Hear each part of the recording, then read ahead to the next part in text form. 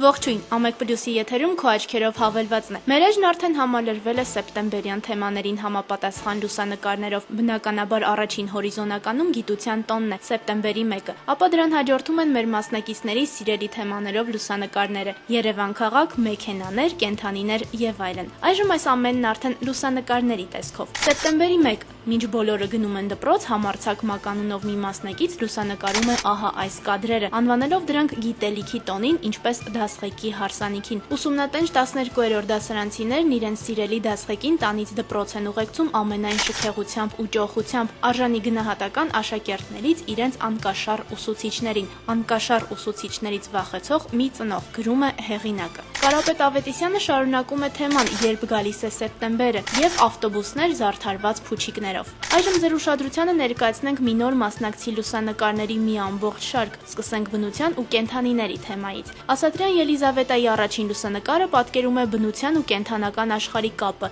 որտեղ երբեմն իսկական պայքար է ընթանում, սակայն այս լուսանկարում, որը հեղինակն անվանել է «Դավայցե ժույց դրուժն», ոչ մի պայքար չկա, կա իսկական գեղեցկություն ու ընկերություն։ Նույն վերնագրով մեկ այլ լուսանկար։ Իսկ ահա այս նապաստակին Ելիզավետան չի գրել, թե որտեղ է ֆիքսել, բայց դրան զվարճալի վերնագիր է դրել՝ նապաստակ, ինչ ես կախվել ճաղերից։ Մեր այս մասնակիցը պարզվում է անտարբեր չէ նաև կակտուսների նկատմամբ։ Այս լուսանկարի կակտուսները մի մեծահասակ մարդու տարիների աշխատանքի արդյունք է, փաստորեն մեր քաղաքում ապրում են նման մարդիկ, նշում է հեղինակը։ Ապա մեզ հետ կիսվում գետնախնձորի ծաղիկների լուսանկարով։ Կարծում եմ ոչ բոլորը գիտեն, որ գետնախնձորը այսպիսի գեղեցիկ ծաղիկներ ունի։ Հեղինակը չի կարողացել անտարբեր անցնել նաև այս վարդի կողքով, որը աճում է հենց իրենց բակում։ Լուսանկարն արել է անձրևից անմիջապես հետո։ Մեր հավելվածում իսկապես կարելի է հանդիպել տարբեր եղանակների ու տարիների ժամանակ արված լուսանկարներ։ Նույն հեղինակի Գիլասեն ու այս լուսանկարը թերևս արված է Գարնանը։ Այս հեղինակը հիմա էլ մեզ տանում է դեպի երկինք։ Այս կադրը նա ֆիքսել է մարզահամերգային համալիրի աստիճանավանդակների ամենավերևի հարկից։ Շարունակելով Ելիզավետայի ֆոտոշարքը անցում կատարենք մարդկանց։ Նա նույնիսկ եկեղեցի գնալիս չի բաժանվում իր ֆոտոխցիկից ու ֆիքսել է այս կադրը աղոթք առ Աստված։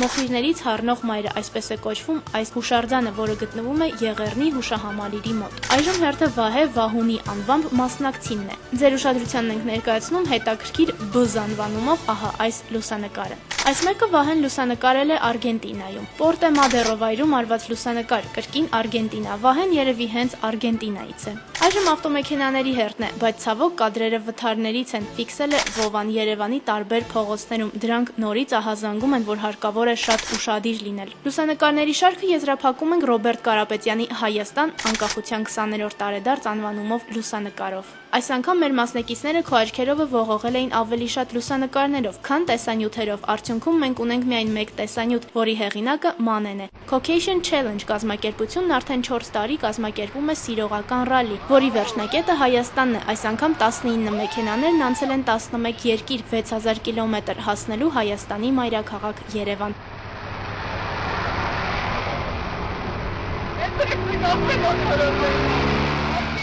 Ավարտվեց քո աչքերով հավելվածի նախորդ շաբաթվա ամփոփումը։ Մենք այս րոպեից սկսած արդեն սպասում ենք ձեր նոր լուսանկարներին ու տեսանյութերին, մանավանդ որ դրանք ներբեռնելը շատ պարզ է։